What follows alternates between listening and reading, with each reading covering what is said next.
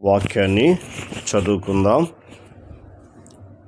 దానియేలు గ్రంథము 10వ అధ్యాయము 18, 19 వచనము చదువుకొని ధ్యానించుకుందాం.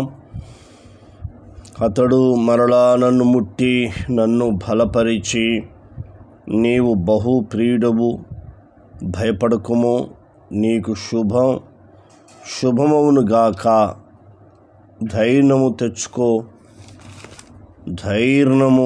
తెచ్చుకోమని నాతో చెప్పెను.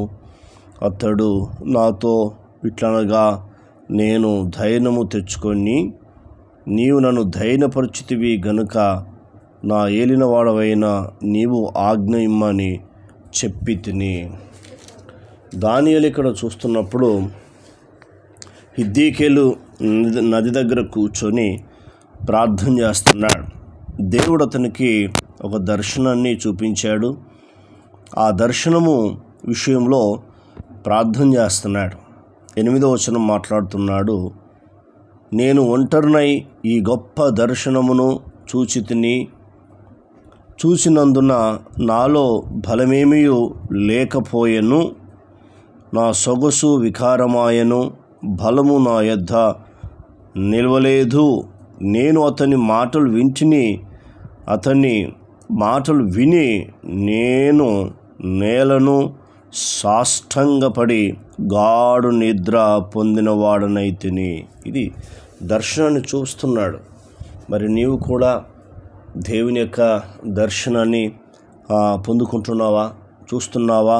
ఆ గొప్ప దర్శనను చూసి ఆయన అంటున్నాడు, ఒంటరిగా ఉన్నాడు అంటే నీవు కూడా ఒంటరిగా ఉండి నీవు దేవుణ్ణి ప్రార్థిస్తున్నప్పుడు, దేవుని మీద ఆధారపడుతున్నప్పుడు, దేవుని వైపు చూస్తున్నప్పుడు ఖచ్చితంగా ఆయన ఏం చేస్తాడంటే నిన్ను దర్శిస్తాడు. దర్శించినప్పుడు అప్పుడు చూడు, ఆయన సర్వశక్తి కలిగిన దేవుడు, సర్వాధికారము కలిగిన దేవుడు, దివ్య సుందరుడు, కోటి సూర్యుల శక్తి కంటే మించిన శక్తి కలిగిన దేవుడు యేసుక్రీస్తు ప్రభువారు. మరి ఆ శక్తిని చూడగలుగుతావా? అందుకే ఆయన చూశాడు కాబట్టి ఏం మాట్లాడుతుందంటే, ఈ గొప్ప దర్శనము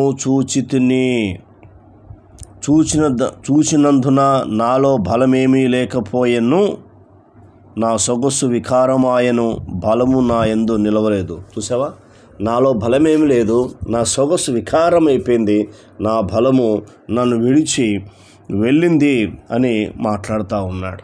మరి నీవు ఎప్పుడైనా ఇలా దానియేలులాగా ఒంటరిగా కూర్చొని ప్రార్థన చేస్తూ దేవుని యొక్క దర్శనాన్ని పొందుకున్నావా?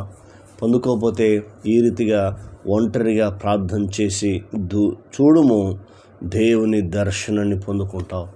ఎప్పుడైతే దేవుని దర్శనాన్ని పొందుకుంటావో దేవుడు నీ జీవితంలో గొప్ప మేలు చేస్తాడు అని పరిశుద్ధమైన గ్రంథం చెప్తా ఉంది. అందుకే 21 రోజు దానియేలు కూర్చొని ప్రార్థన చేస్తున్నాడు. తిండిని అన్ని పక్కన పెట్టి ప్రార్థన చేస్తున్నాడు. ప్రార్థన చేస్తున్నప్పుడు అతను ప్రార్థనను బట్టి దేవుడు అతన్ని ఏం చేశాడంటే నిలబెట్టినట్టుగా మనకు కనబడుతూ ఉంది. 10వ వచనం, అప్పుడొకడు చేతితో నన్ను ముట్టి నా మోకాలను అరచేతులను నేలను మోపి నన్ను నిలవబెట్టి, చూసారా, నిలబెడుతున్నాడు. ఎందుకంటే ఆ దర్శనాన్ని, ఆ దివ్య రూపాన్ని చూసి తట్టుకోలేక పడిపోయి గాఢ నిద్రకి వెళ్తున్నప్పుడు ఒక ఆయన ముట్టి అతను బలపరిచాడు.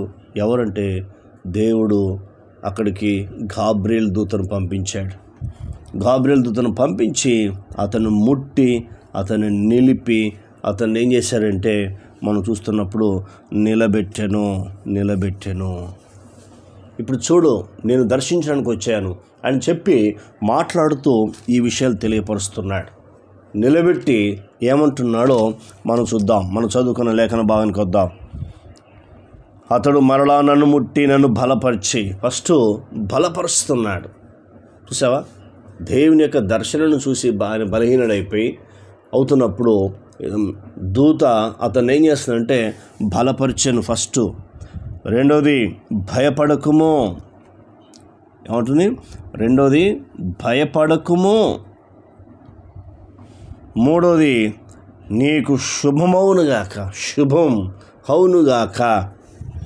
4వది ధైర్యము తెచ్చుకొనుము అని మాట్లాడుతున్నాడు. చూసారా, కొన్నిసార్లు మనిషి శ్రమలు, బాధలు, కష్టాలు వచ్చినప్పుడు కృంగిపోతాడు, బలహీనరాలు అవుతాడు, లేవలేని స్థితిలో ఉంటాడు భూమి మీద. కానీ దానియేలు దేవుని యొక్క దర్శనాన్ని చూస్తున్నాడు, ప్రార్థనలో కూర్చున్నాడు, ఏకాంతంగా ఒంటరిగా ఉన్నాడు. మరి నువ్వు ఒంటరిగా ప్రార్థన చేస్తున్నావా? కనీసం దినానికి 2 గంటలు ప్రార్థన, 3 గంటలు ప్రార్థన చేస్తున్నావా? ఇలా ఒంటరిగా ప్రార్థించడం నేర్చుకో.